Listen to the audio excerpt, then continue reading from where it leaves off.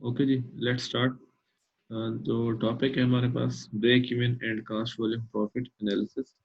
तो सबसे पहले मैं यहाँ पे इसको जो स्टार्ट करता हूँ सीवीपी यानी कास्ट वॉल्यूम प्रॉफिट एनालिसिस से। तो ये बेसिकली क्या है, हमारे पास एनालिटिकल टूल्स होते हैं।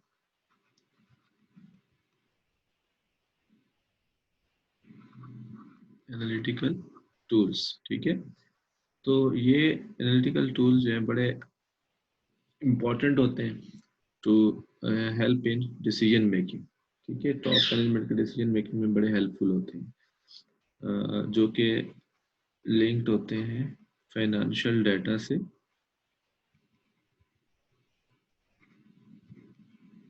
लिंक्ड है फाइनेंशियल डाटा से, और यहाँ पे वो फिर हमारे पास डिफरेंट जो वेरिएबल्स या डिफरेंट फैक्टर्स होते हैं उनके दरमियान रिलेशनशिप को बताते हैं।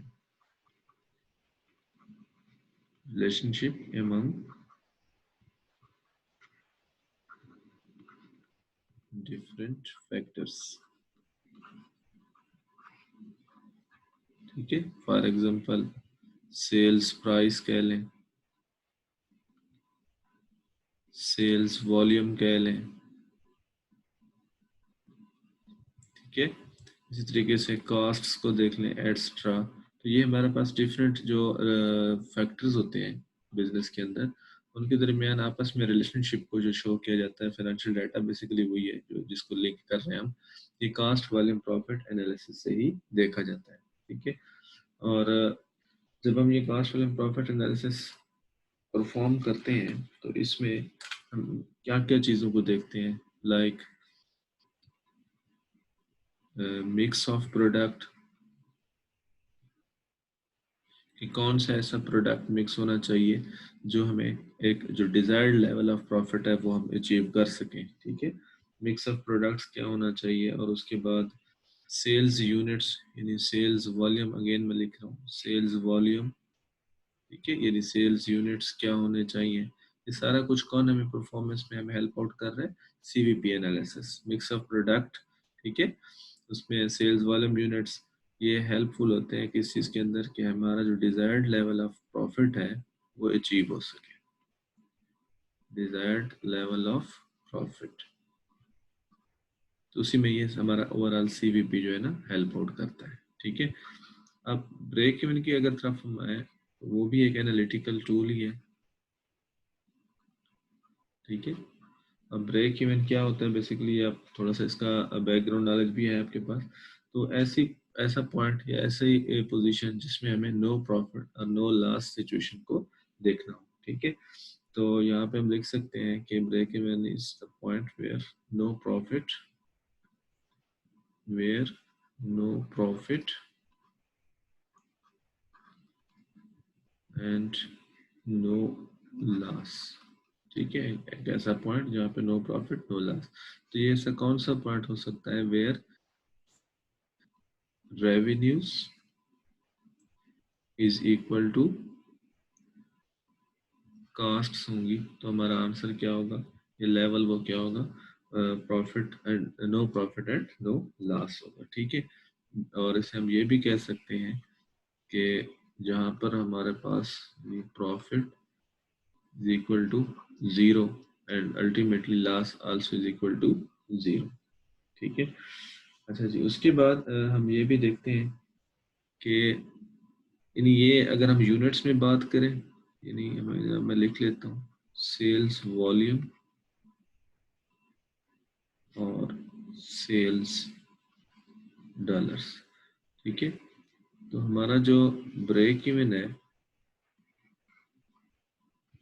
वो किसी फॉर्म में भी हो सकता है, ठीक है। ब्रेक इवन सेल्स वॉल्यूम में भी हो सकता है, सेल्स डॉलर में भी हो सकता है, ठीक है। तो ये ब्रेक इवन पॉइंट है, यानी हम कितने number of unit sell out करते हैं तो हमें नो प्रॉफिट या नो लॉस होता है। उसके बाद हमें कितने number of units sell out करें तो हमारे पास जो अमाउंट ऑफ प्रॉफिट है या अमाउंट ऑफ सेल्स डॉलर्स है, कितना हम amount of sales dollars achieve करें कि हमें नो प्रॉफिट और नो लॉस, ठीक है। तो अब ये भी एक पॉइंट है, इम्पोर्टेंट पॉइंट, यानी ब्रेक इवन हमें क्या बताता है इसके अलावा,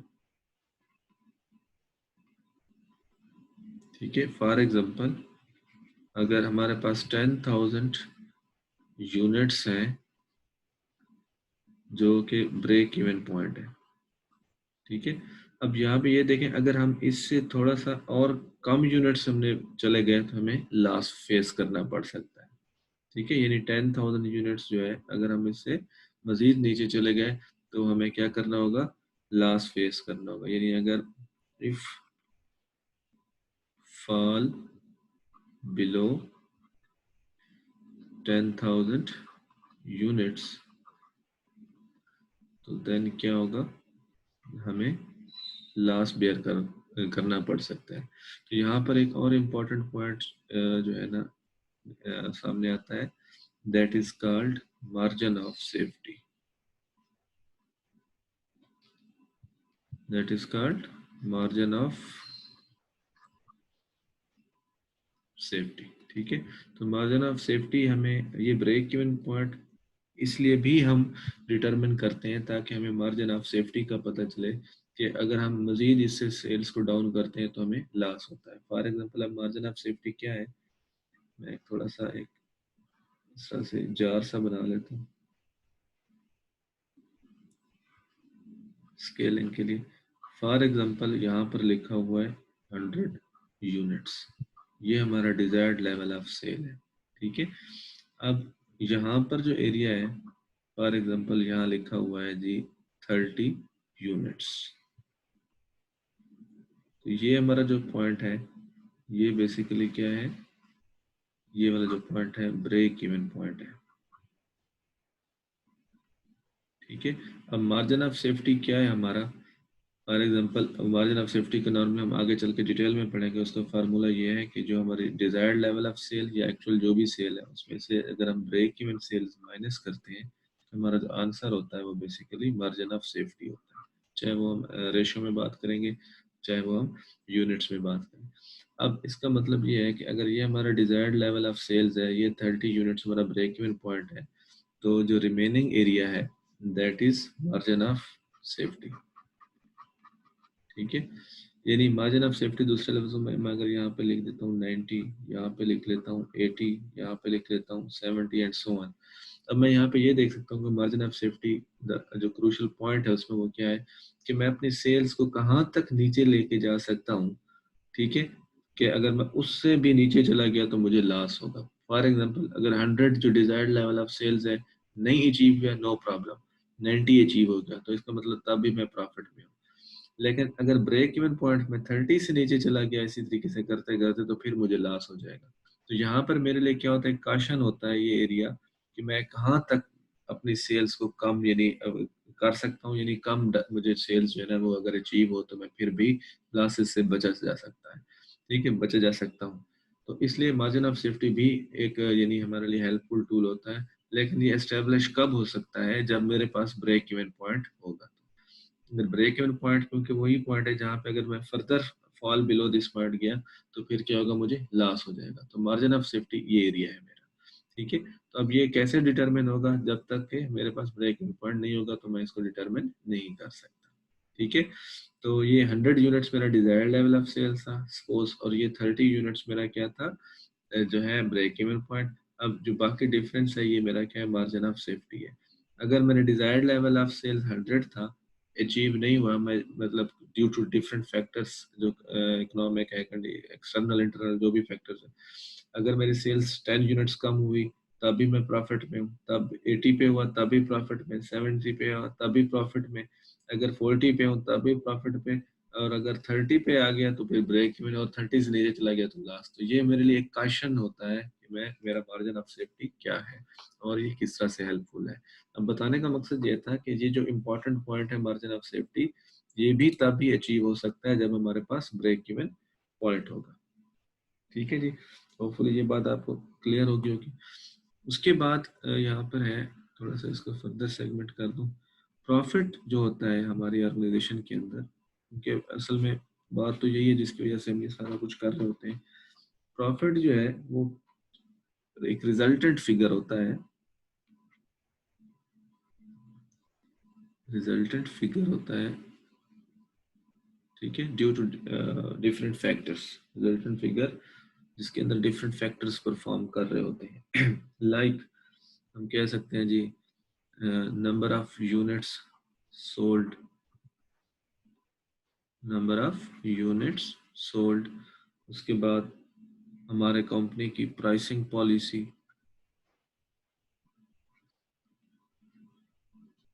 ठीक है, उसके बाद हमारा cost structure, that is fixed cost and variable costs, fixed costs and variable cost, ठीक है। तो ये सारे फैक्टर्स बिहाइंड द सीन काम कर रहे होते हैं जो हमारा रिजल्टेंट फिगर यानी जो प्रॉफिट्स होता है, ठीक है। और इसी तरीके से प्रोडक्ट मिक्स, यानी कौन सी, क्योंकि ज़रूरी नहीं है हमारे ऑर्गेनाइजेशन एक सिंगल प्रोडक्ट रखती हो, तो नंबर ऑफ प्रोडक्ट्स हो सकती हैं, तो कौन सा ऐसा प्रोडक्ट मिक्स रखते हैं जिसमें हमें प्रॉफिट मैक्सिमम अचीव हो, ठीक है। तो एटसेट्रा ये सारे फिगर्स जो है या कह लें कि एक्टिविटीज़ जो है वो बिहाइंड द सीन परफॉर्म हो रही होती हैं टू अचीव हायर प्रॉफिट्स, ठीक है।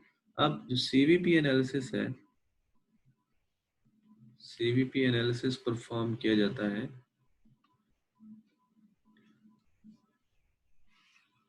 अगर इन तमाम फैक्टर्स में चेंजेस ले आई जाए तो हमारा प्रॉफिट्स पे क्या अफेक्ट पड़ता है, ठीक है। यानी हम ये देखते हैं कि प्रॉफिट इज अफेक्टेड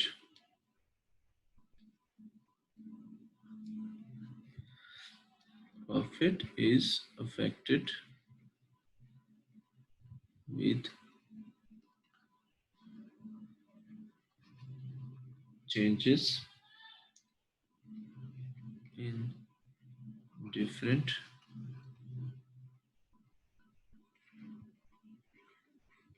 factors, ठीक है। फॉर एग्जांपल यानी अगर हम जो है सेल्स प्राइस चेंज करें, सेल्स प्राइस को चेंज कर लें, ठीक है, फिक्स्ड कास्ट को चेंज कर लें, changes in fixed cost, changes in variable costs, product mix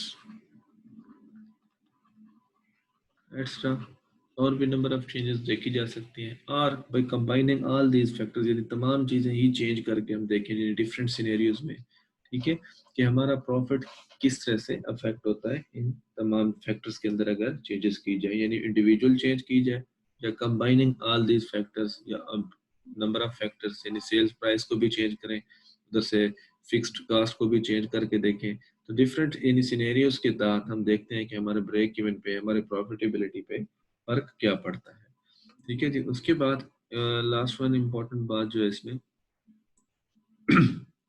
कि सीवीपी एनालिसिस को परफॉर्म करने के लिए, जिसके अंदर ब्रेक इवन भी आ जाता है, डाटा कहाँ से आएगा, डाटा कहाँ से आएगा। अब देखें ऑर्गेनाइजेशंस के अंदर होता ये है,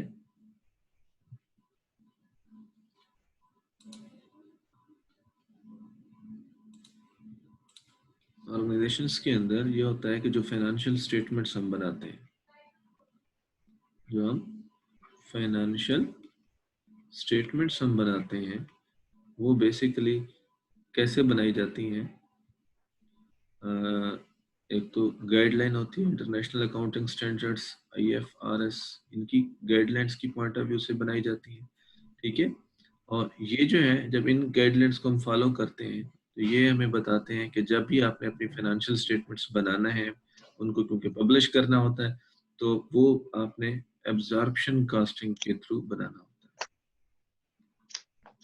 एब्जॉर्प्शन कास्टिंग के थ्रू बनाना होता है, ठीक है। यानी इसको हम फुल कास्टिंग भी कहते हैं, एब्जॉर्प्शन कास्टिंग और फुल कास्टिंग, ठीक है। लेकिन अब प्रॉब्लम ये है कि जब हम सीवीपी एनालिसिस करते हैं तो हम एब्जॉर्प्शन कास्टिंग या फुल कास्टिंग को यूज नहीं कर सकते, तो हमें क्या करना होता है, उन फाइनेंशियल स्टेटमेंट से डाटा एक्सट्रैक्ट करना पड़ता है, डाटा को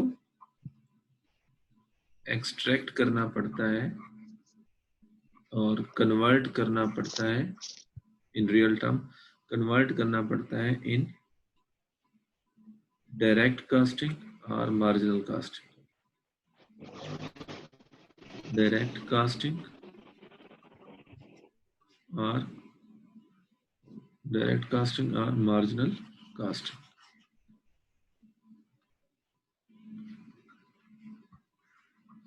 डायरेक्ट कास्टिंग और मार्जिनल कास्टिंग। अच्छा जी, डायरेक्ट कास्टिंग और मार्जिनल कास्टिंग में क्यों करना पड़ता है? क्योंकि इसके अंदर फिक्स्ड कास्ट सेपरेट होती हैं, वेरिएबल कास्ट्स सेपरेट होती हैं, तो हमें इन सारी चीज़ों के क्योंकि इफेक्ट्स को देखना होता है, चेंज इन इफेक्ट्स को, इस वजह से हम इन सारी चीज़ों को अलग अलग से देख रहे होते हैं। क्योंकि और जो मार्जिनल या वेरिएबल कास्टिंग है या डायरेक्ट कास्टिंग है, वही हमें एक ऐसा टूल है जो इस बेस पे हमारे पास डाटा बना हुआ होगा, यानी डाटा मीन्स हमारे पास जो इनकम स्टेटमेंट्स बनी हुई होंगी, तो हम उनसे ये डाटा ले लेंगे और उस डाटा को यूज़ करेंगे जो बेस्ड ऑन मार्जिनल या डायरेक्ट कास्टिंग हो, ताकि क्योंकि ये जो मार्जिनल कास्टिंग है या डायरेक्ट कास्टिंग है, इसमें फिक्स्ड कास्ट अलग से होती है और वेरिएबल कास्ट तमाम जितनी है वो अलग से होती है। तो हम अपना सीवीपी एनालिसिस तभी परफॉर्म कर सकते हैं। अगेन रिकॉल करा लें या रिव्यू कर लें, सीवीपी एनालिसिस में हमारे पास डाटा कहाँ से आता है, उसके लिए थोड़ा सा बैकग्राउंड बताया कि क्योंकि फाइनेंशियल स्टेटमेंट्स होती हैं बिजनेस में जो बनाई जाती है, वो बेस्ड ऑन आईएएस और आईएफआरएस होती है, और उसके थ्रू जो हमारे पास डाटा होता है या गाइडलाइंस होती हैं वो होती है एब्जॉर्प्शन कास्टिंग या फुल कास्टिंग इनकम स्टेटमेंट। मैं यहाँ पे स्पेसिफाई कर दूं, इनकम स्टेटमेंट हमारे पास होती है।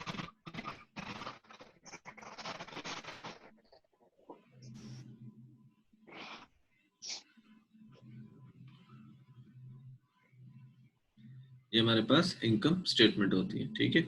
अब हमने क्या करना होता है, इस इनकम स्टेटमेंट को कन्वर्ट करना होता है इसके अंदर मार्जिनल और एब्जॉर्प्शन कास्टिंग के अंदर, ठीक है, इन रियल टर्म्स, ताकि हम अपना सीवीपी एनालिसिस परफॉर्म कर सकें, ब्रेक इवन एनालिसिस कर सकें, और उसमें डिफरेंट फैक्टर्स जो प्रॉफिट के रिलेटेड होते हैं उनको उनका इफेक्ट्स देख सकें अगर उनमें चेंजेस की जाए तो, ठीक है।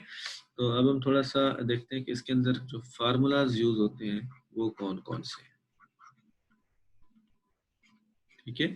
तो इसके लिए हमारे पास दो मेथड्स हैं, ठीक है। एक होता है, चलें सबसे पहले मैं ये लिख लेता हूँ कि break even point in units, ठीक है।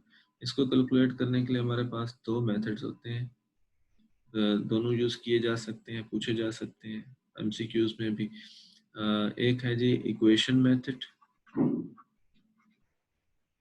एक है इक्वेशन मेथड, और दूसरा होता है कंट्रीब्यूशन मेथड, और दूसरा होता है कंट्रीब्यूशन मेथड।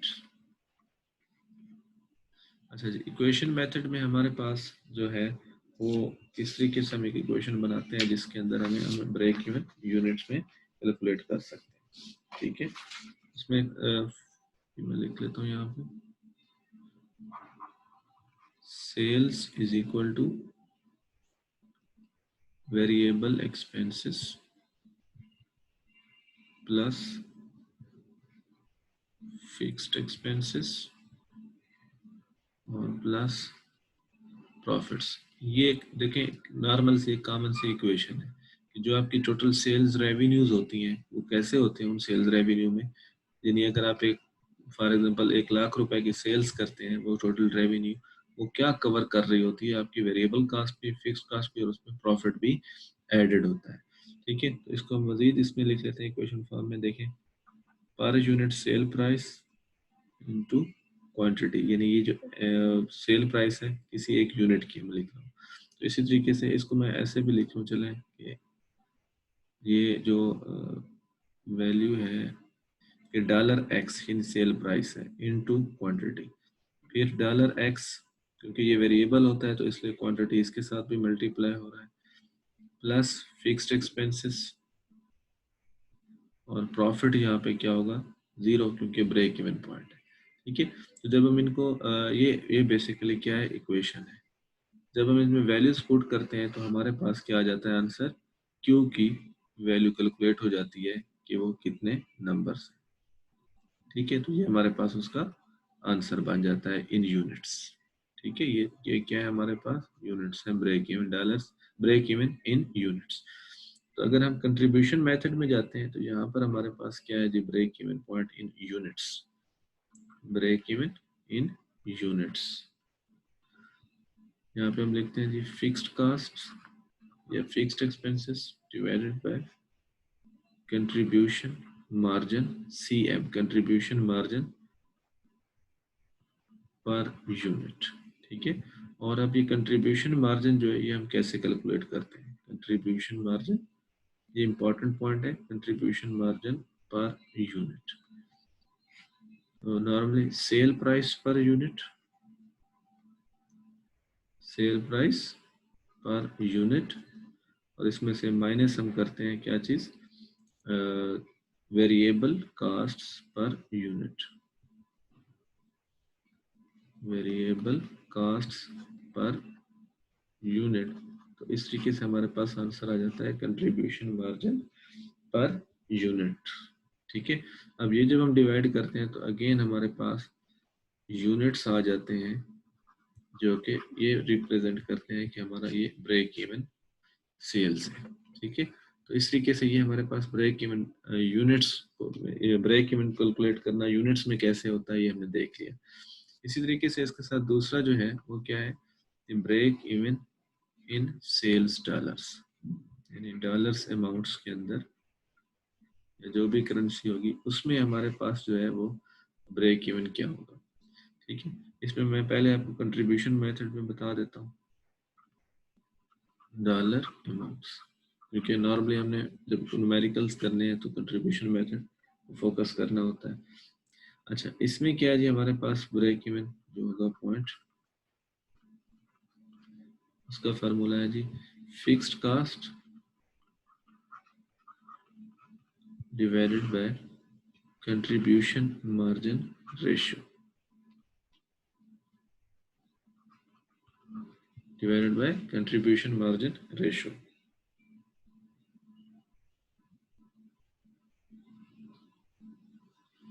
ठीक है, कंट्रीब्यूशन मार्जिन रेशियो, तो वो हम कैसे कैलकुलेट करते हैं, अगेन कंट्रीब्यूशन मार्जिन रेशियो, लेकिन रिजल्टेंट फिगर क्या होगा हमारे पास, break even sales in dollars. अब क्वेश्चन ये है कि ये जो हमारे पास कंट्रीब्यूशन मार्जिन रेशियो है ये हम कैसे कैलकुलेट करते हैं। तो एक तो उसका तरीका ये है, नंबर वन, कि जो आपके पास कंट्रीब्यूशन मार्जिन है उसको डिवाइड करते हैं सेल्स पे, चाहे आप टोटल कंट्रीब्यूशन मार्जिन की बात करें चाहे आप पर यूनिट। ठीक है, अगर पर यूनिट कंट्रीब्यूशन मार्जिन है तो सेल प्राइस भी पर यूनिट। ठीक है, तो इनटू 100 करेंगे तो ये आपके पास कंट्रीब्यूशन मार्जिन रेशियो आ जाएगा। एक और तरीका ये है, देखिए 0.2 1 minus variable cost ratio, 1 minus variable cost ratio, तो तब भी आपके पास क्या आ जाता है, कंट्रीब्यूशन मार्जिन रेशियो आ जाती है। ठीक है, देखिए फॉर एग्जांपल ये आपके पास कंट्रीब्यूशन मार्जिन का हमने ऊपर परफॉर्म किया हुआ था। अगर हमारे पास 10 रुपए या $10 जो है वो सेल है, ठीक है, और उसमें हमारे पास सपोज कि इसमें हम कह लेते हैं जी $4 जो है वो वेरिएबल कास्ट है, तो हमारे पास कंट्रीब्यूशन मार्जिन जो पर यूनिट है वो कितना हो गया, 6 हो गया। ठीक है, तो इसी तरीके से अगर हमारे पास, तो मैं इस चीज को क्या कहता हूँ, ये बेसिकली जो सेल्स है ये हमारी 100% है। ये क्या है, 100% है इन परसेंट फॉर्म। अगर हमारे पास वेरिएबल कास्ट दे दी जाए इन रेशो फॉर्म, कि ये हमारे पास वेरिएबल कास्ट की रेशो है 0 पॉइंट, बल्कि इसको 40% लिख लेते हैं, परसेंटेज में मैंने लिखना चाहिए था 40%, क्योंकि सेल हमने 100% रखी है। इसका मतलब है अगर हमारे पास सेल्स 100% है, वेरिएबल कास्ट रेशो 40% मौजूद है, तो हम फाइंड कर सकते हैं कि हमारी कंट्रीब्यूशन मार्जिन रेशो क्या होगी जस्ट माइनस करने से। और अगर हम इनको उसमें रिलेटिव फॉर्म में लिखें कि ये 1 है, ठीक है, ये क्या है 0.4 है, तो 1 माइनस 0.4 करेंगे तो 0.6 या 60 क्या होगा हमारे पास, कंट्रीब्यूशन मार्जिन रेशियो होगा। ये डिफरेंट फॉर्म है, देखें कि हमारे पास ये कैलकुलेशंस को देखना है आपने, देखें फार्मूलाज तो सेम रहेंगे इन ऑल क्वेश्चंस, लेकिन बात यह है कि कैलकुलेशंस में जो कम्प्लेक्सिटी आती है वहां पर आपने देखना है कि किस किस तरीके से हमें इस इंफॉर्मेशन को सॉल्व करने के हमारे पास डिफरेंट वेज हैं। ठीक है, तो ये आपके पास दूसरी चीज होगी जी, कंट्रीब्यूशन मार्जिन रेशो आप इस तरीके से फाइंड करते हैं। और उसके बाद ये भी है कि जो वेरिएबल कास्ट रेशो है वो आप किस तरीके से देखते हैं। फॉर एग्जांपल अगर मैं यहाँ पे लिखूं कि अब वेरिएबल कास्ट रेशो आपने कैसे फाइंड करनी है, वेरिएबल कास्ट रेशो, तो उसके लिए क्या होगा, variable cost divided by sales into 100। अगर हम ये करेंगे तो ये हमारे पास क्या हो जाएगा, वेरिएबल कास्ट रेशियोज कैलकुलेट हो जाएगी इन सर्टेन परसेंटेज, जो भी इसका आंसर आएगा।